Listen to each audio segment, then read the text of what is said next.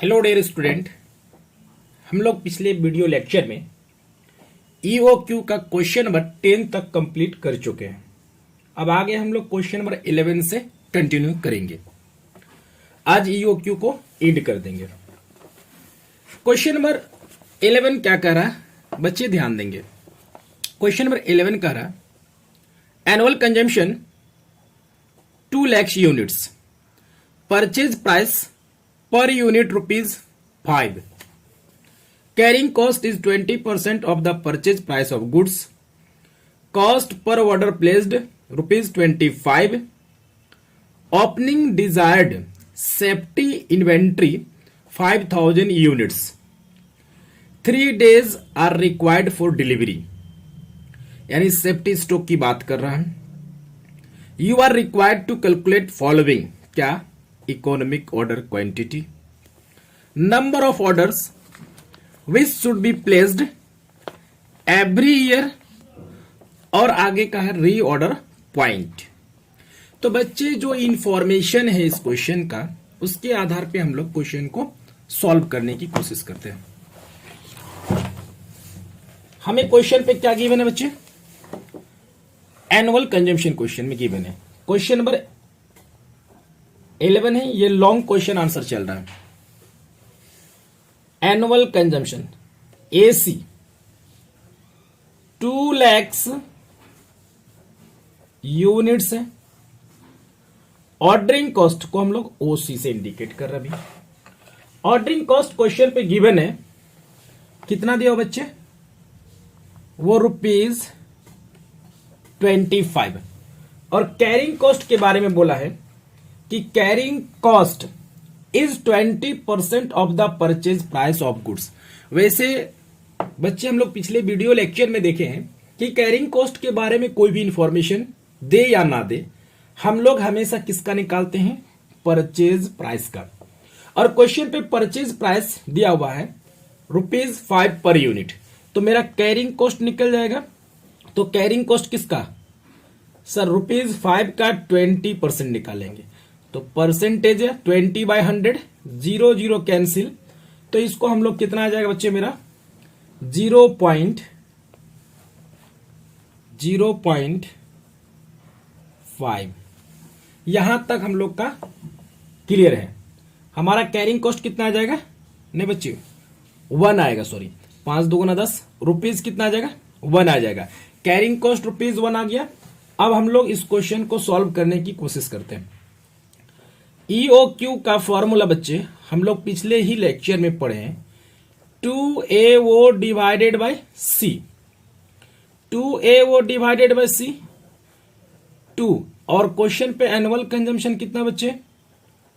2 लाख, और ordering cost 25। Carrying cost कितना है? ₹1। अब हम लोग इसको कैलकुलेट कर लेते हैं।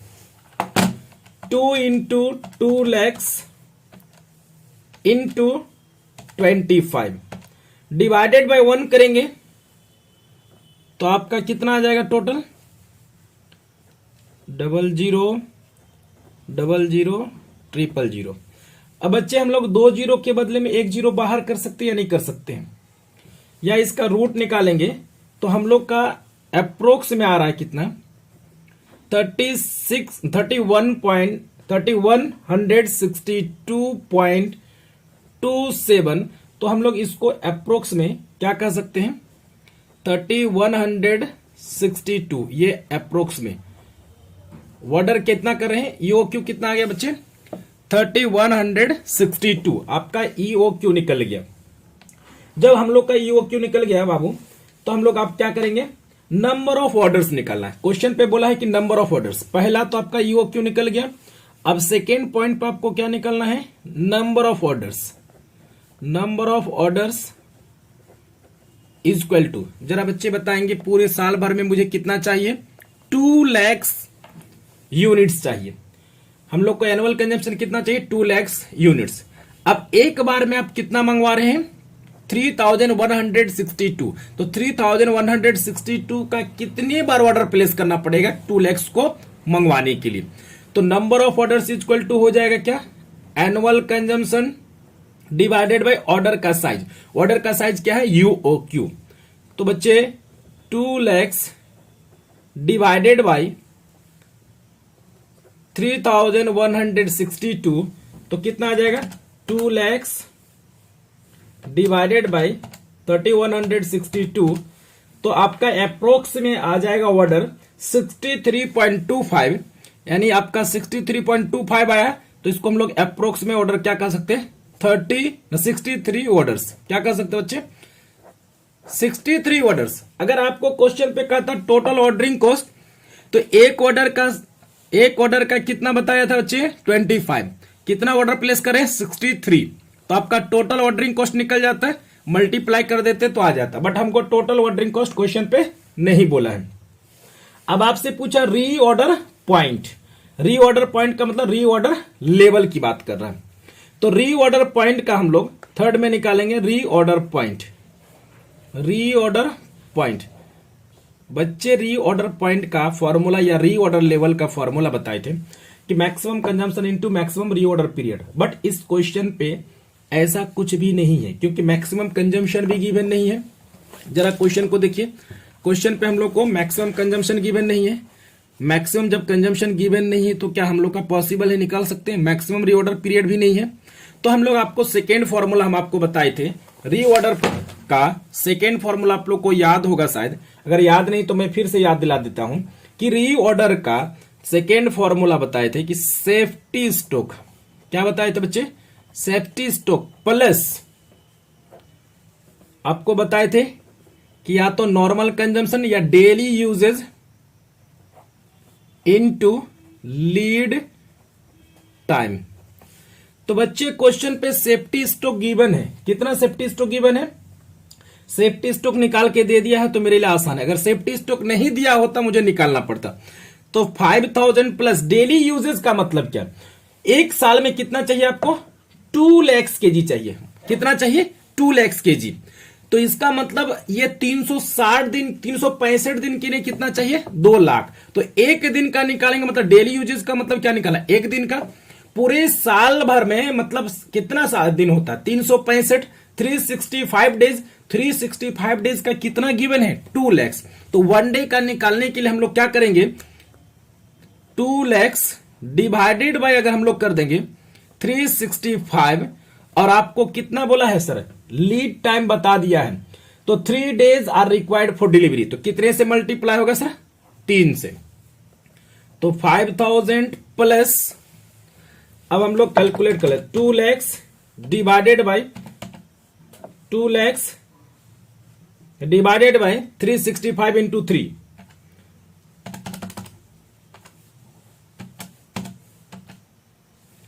365 तो आपका आ गया 1643.83। कितना आ गया? 1643.83। तो इसको हम लोग अप्रोक्स में क्या कर सकते हैं? 1644 कह सकते हैं। अब टोटल को जोड़ देंगे तो हम लोग का कितना आ जाएगा?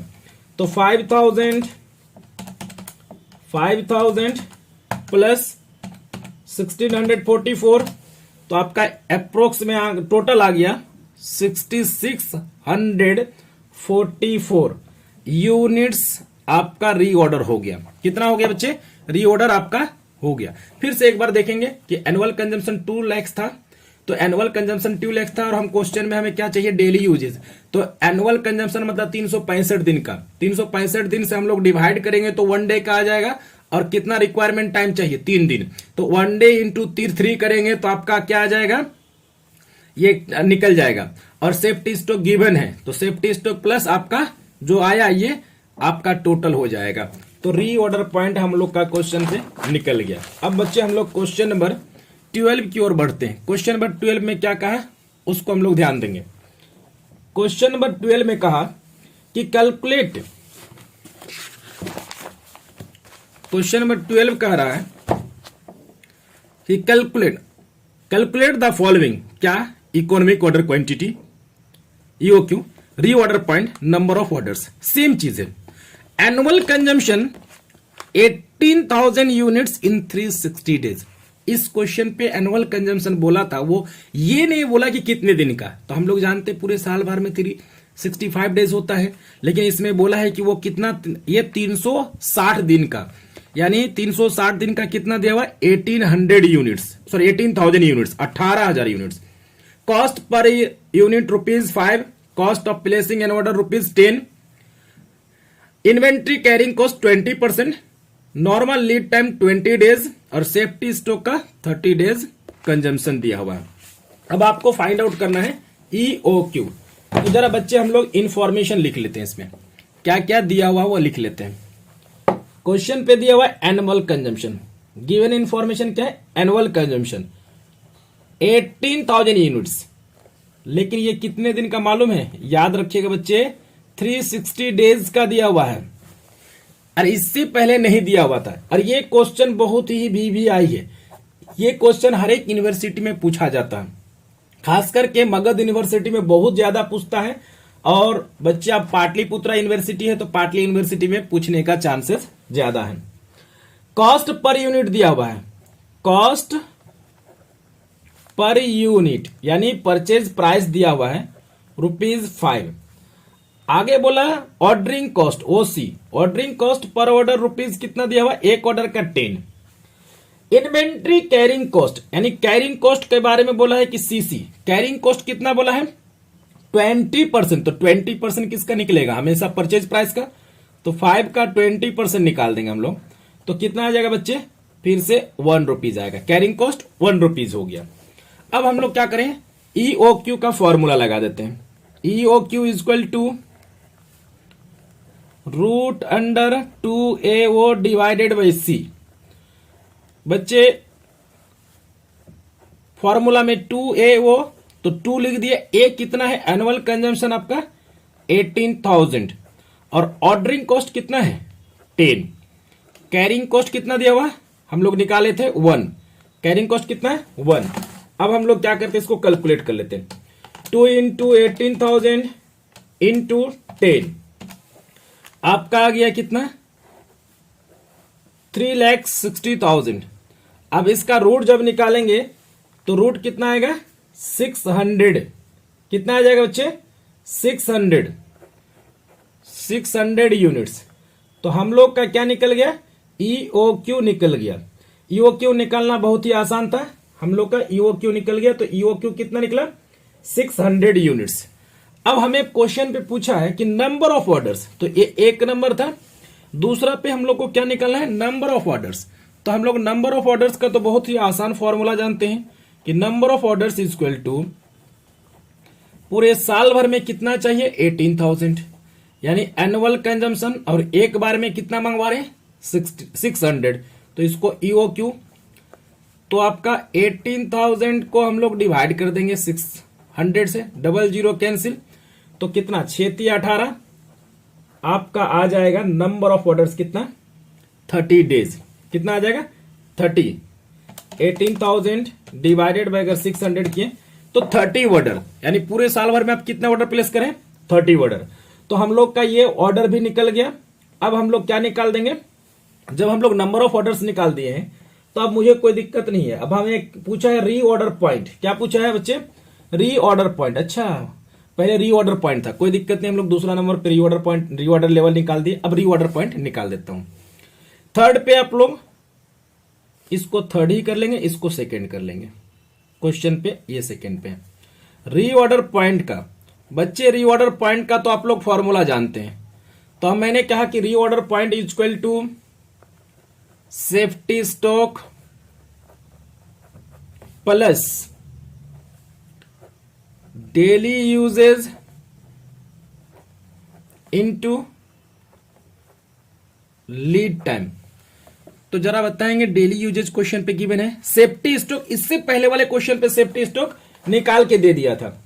क्या बच्चे इस क्वेश्चन पे सेफ्टी स्टॉक निकाल के दिया है क्या, नहीं निकाल के दिया हुआ, तो हम लोग को सेफ्टी स्टॉक भी निकाल लेना पड़ेगा।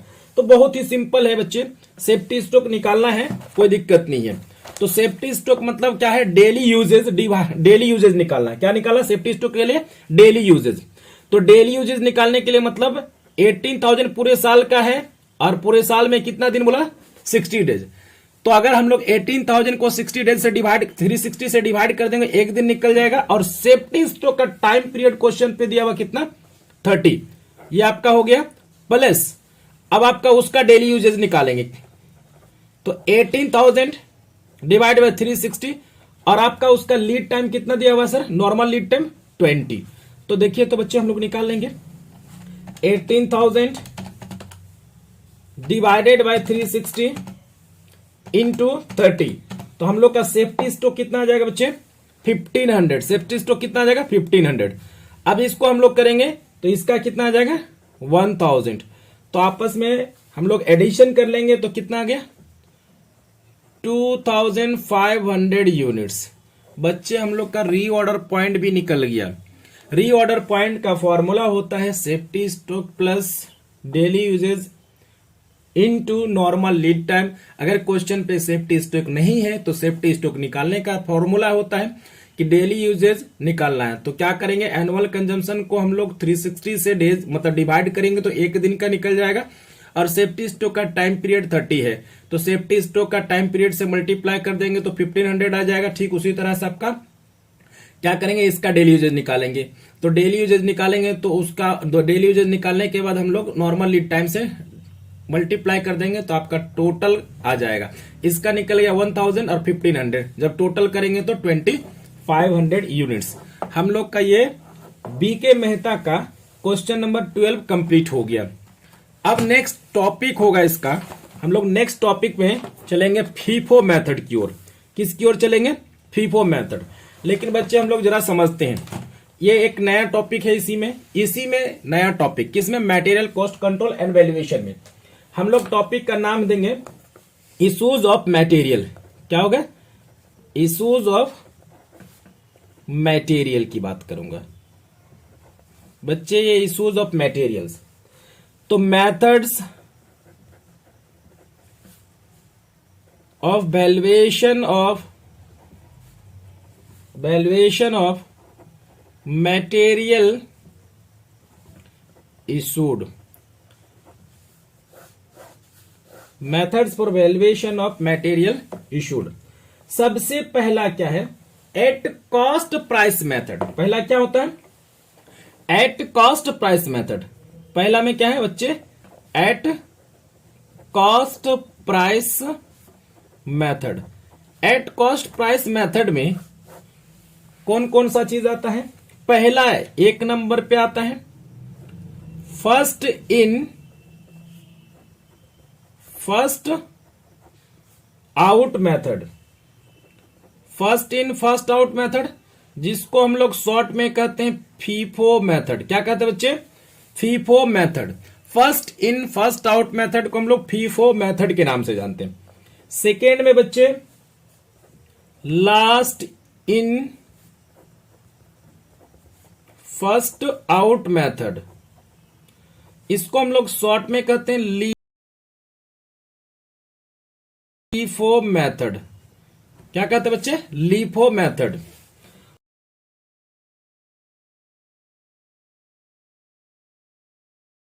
और थर्ड में जो आपका है वो आपका हाईएस्ट इन फर्स्ट आउट है। हाईएस्ट इन फर्स्ट आउट, जिसको हम लोग शॉर्ट में कहते हैं हीफो मेथड। क्या कहते हैं बच्चे, हीफो मेथड। और एक फोर्थ में है, वो होता है minimum in first out method. Minimum in first out, जिसको हम लोग कहते हैं मीफो मेथड। और एक आपका होता है base stock method. Base stock method. एक और मेथड होता है बच्चे नीफो मेथड, मतलब नेक्स्ट इन फर्स्ट आउट। लेकिन आपके लेवल पे ये आपको पढ़ना ही नहीं है, आपके बुक में ना उससे रिलेटेड क्वेश्चन आता है और ना ही क्वेश्चन दिया गया है। नीफो मेथड होता है जिसको हम लोग कहते हैं next in first out method. तो एट कॉस्ट प्राइस मेथड में बच्चे कितने हैं, 5 है।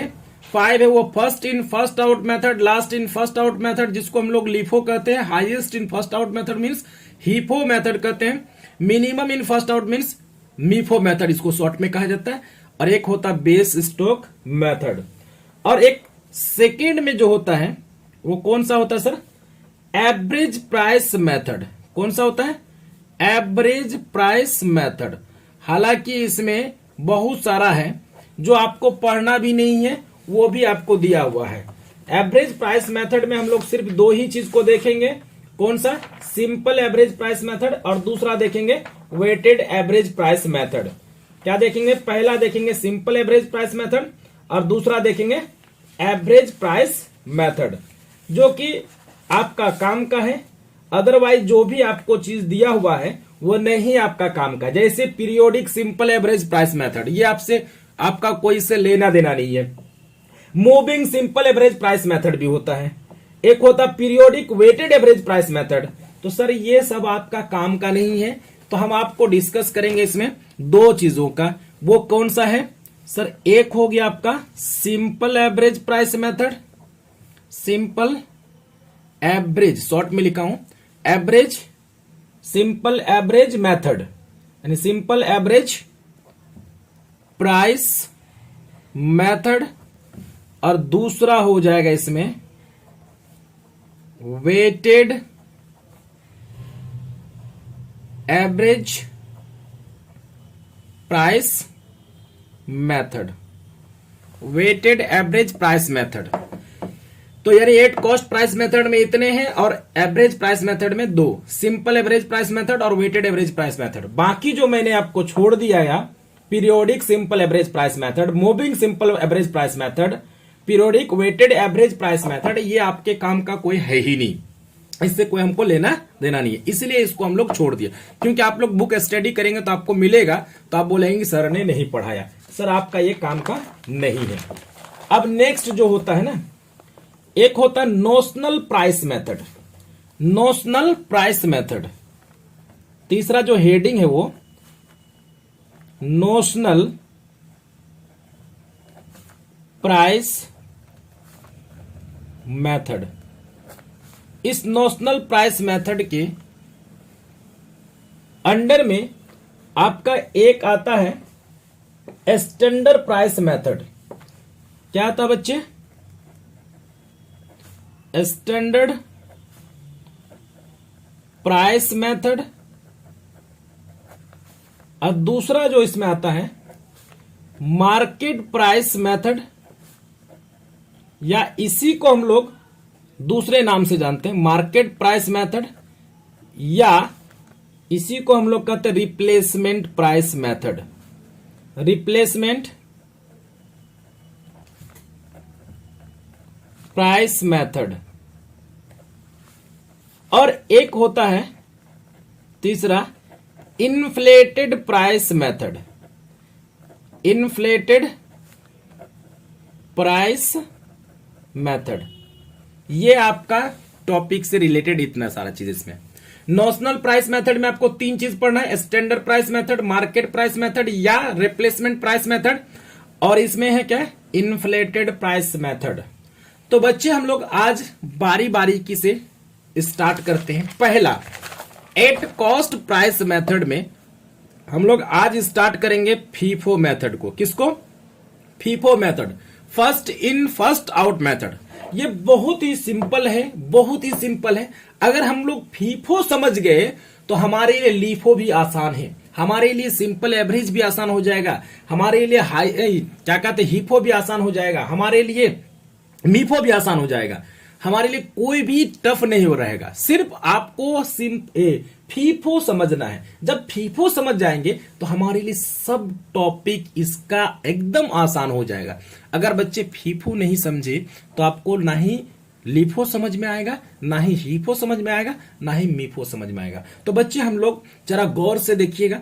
मैं first in first out method start करने जा रहा हूं, जिसको हम लोग शॉर्ट में कहते हैं फीफो मेथड। तो बच्चे जरा ध्यान देंगे, एट कॉस्ट प्राइस मेथड में हम लोग स्टार्ट करने जा रहे हैं first in first out method, जिसको हम लोग कहते हैं फीफो मेथड। तो first in first out method का मतलब क्या है कि first in first out method, ठीक है, जिस first in first out method का मतलब जो मटेरियल, यहां पे मटेरियल की बात होगी कि जो मटेरियल मैं पहले परचेज करके लाऊंगा उस मटेरियल को पहले इशू करना है। First in first out method कहता है कि जो मटेरियल पहले परचेज की जाएगी उस मटेरियल को पहले इशू करना है, तब तक दूसरा मटेरियल परचेज किया हुआ इशू नहीं करेंगे जब तक कि पहले परचेज किया हुआ मेरा मटेरियल समाप्त ना हो जाए। बच्चे फिर से कि first in first out method का मतलब जो मटेरियल पहले परचेज करेंगे उस मटेरियल को सबसे पहले इशू करना है, तब तक दूसरा मटेरियल परचेज किया हुआ इशू नहीं करेंगे जब तक कि मेरा पहले परचेज किया हुआ मटेरियल समाप्त ना हो जाए। सर हम लोग ऐसा क्यों करते हैं? ऐसा इसीलिए किया जाता है, हो सकता है जो मैं मटेरियल परचेज करके लाया हूं अगर वो नॉन ड्यूरेबल नेचर का है, अगर उस मटेरियल को हम लाके गोडाउन पे रख दे तो ऑब्वियसली वो मटेरियल क्या हो सकता है, सड़ सकता है, गल सकता है, तो आपका क्या हो जाएगी सर, बर्बादी हो जाएगी।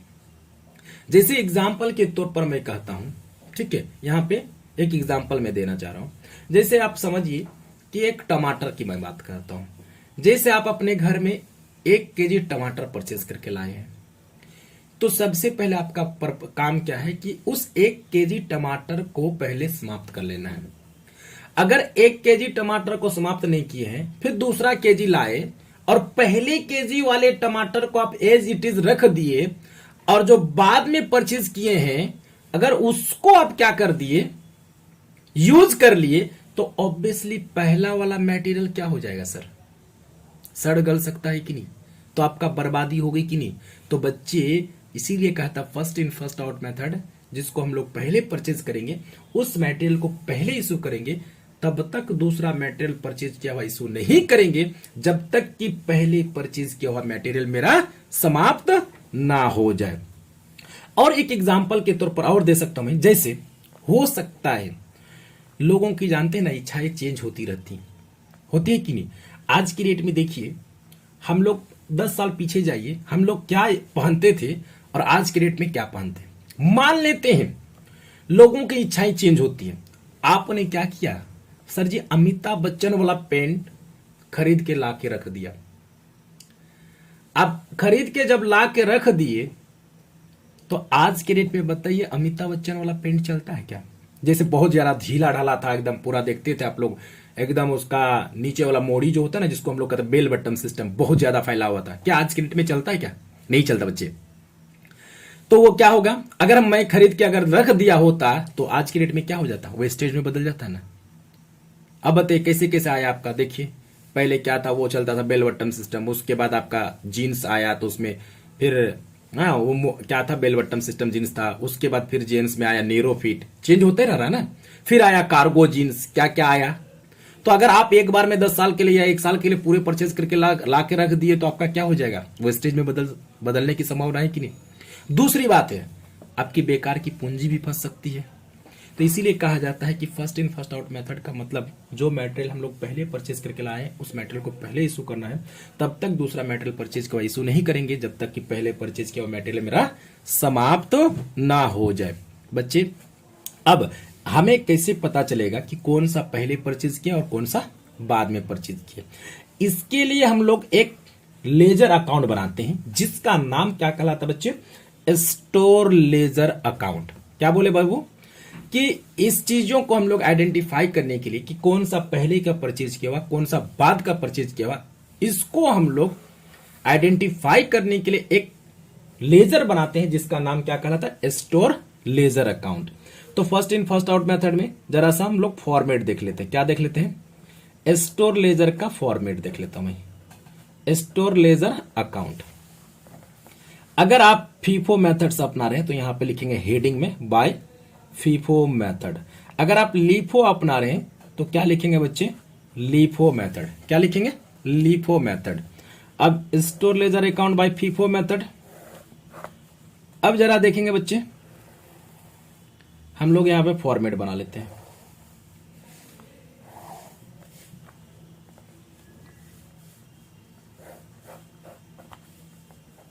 ये डेट का कॉलम हो गया, ये रिसिप्ट हो गया बच्चे। रिसिप्ट का मतलब परचेज की बात करता हूं। किसकी बात कर रहा हूं बच्चे? रिसिप्ट का मतलब परचेज वाला। और इशू का मतलब जो हम लोग मटेरियल को बेच दिए। इशूज का मतलब जो मटेरियल को सेल्स कर दिए। और यहां पे जो लिखेंगे बैलेंस का मतलब बेचने के बाद जो मेरे पास मटेरियल बचा हुआ उसकी बात होगी। तो रिसिप्ट्स में कितने कॉलम्स होंगे? 3 कॉलम्स होंगे। कितने कॉलम्स होंगे? 3 कॉलम्स। और इसमें कितने कॉलम्स होंगे? 3 कॉलम्स। और बैलेंस में भी 3 कॉलम्स की बात होगी बच्चे। तो क्या होगा? पहला क्वांटिटी होगा। अगर ये क्वांटिटी केजी में है तो केजी लिखेंगे यहां पे बगल में। अगर क्वांटिटी यूनिट्स में है तो बगल में यूनिट्स लिखेंगे। अगर टन में होगा तो क्वांटिटी टन में लिखाएगा। और दूसरा इसमें क्या लिखेंगे बच्चे? रेट लिखेंगे। और इसमें क्या करेंगे? अमाउंट, मींस क्वांटिटी और किस रेट का है, कितना क्वांटिटी और किस रेट का है, आपस में मल्टीप्लाई करके हम लोग क्या लिखेंगे? अमाउंट वाले कॉलम में लिखेंगे। फिर कितना क्वांटिटी, यहां पे क्वांटिटी, रेट, अमाउंट। फिर इसमें भी वही क्वांटिटी, रेट, अमाउंट। बच्चे जरा ध्यान रखेंगे कि अगर वो केजी में है तो केजी लिखेंगे, यूनिट्स में होगा तो यूनिट में लिखेंगे। अब बताइए, आप यहां पे परचेज जो करके लाएंगे वो रिसिप्ट्स वाले कॉलम में जाएगा। और जो बेच दिए, कितना क्वांटिटी बेचे हैं, किस रेट का है और कितने अमाउंट का है, तो ये अमाउंट वाले कॉलम में। तो परचेज में से जितना सेल कर दिए यानी इशू कर दिए वो माइनस करने के बाद जो आपका बचा हुआ वो बच्चे कहां जाएगा? बैलेंस में। कितना क्वांटिटी बचा हुआ है, किस रेट का है और टोटल अमाउंट कितना है, ये कहां जाएगा बच्चे? बैलेंस में।